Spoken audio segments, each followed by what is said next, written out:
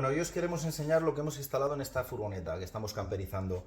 Por un lado tenemos la suspensión neumática, esto es la balona, que nos hace una conducción pues mucho más agradable, posibilidad de nivelar en estático, tiene esta pieza de acoplamiento.